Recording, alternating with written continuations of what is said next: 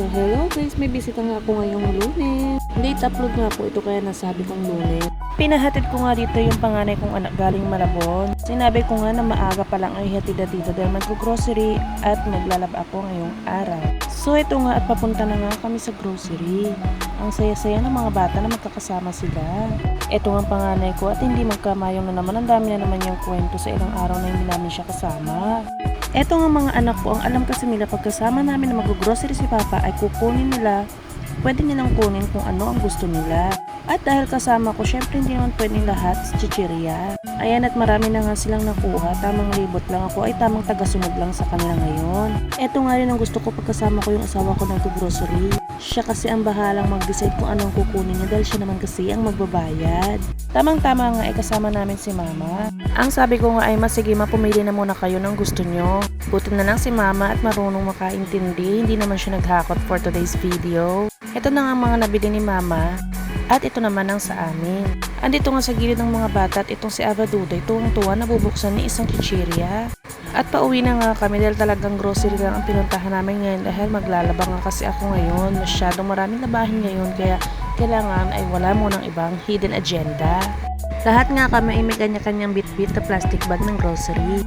Eto at nakauwi na nga kami at nakauwi na rin sila Mama dahil may biglaan nga silang gagawin sa bahay.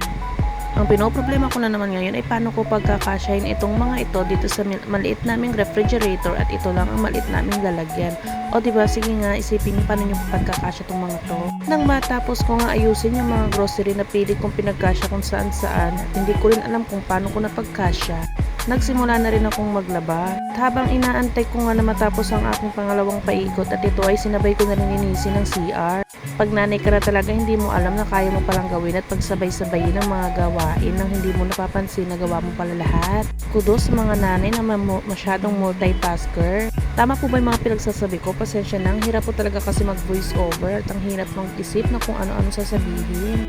At habang busy pa nga ang dalawang bata dun sa loob ng bahay, mukhang di pa sila nagkakagulo ay sinigisigi ko naman po ang pagbabanlaw habang nagpapaikot ng mga ibang set para dire-diretso lang ang pagsasampa. Ang tekniko nga pala ay para dire-diretso ako ay mag-iipon muna ako ng dalawang set na babanlawin. Ano naman ako mag-uumpisang magbanlaw pag nasa pangatlong set na yung nakasalang para habang may binabanlawan ako, may nakaabang ng neck, may nakababad sa downy at pagkatapos na maisalang sa downy ay papaikutin ko na sa dryer. At dahil naubos ko na nga yung mga unang set na nakasalang, etong mga pinagkainan naman ang haharapin ko.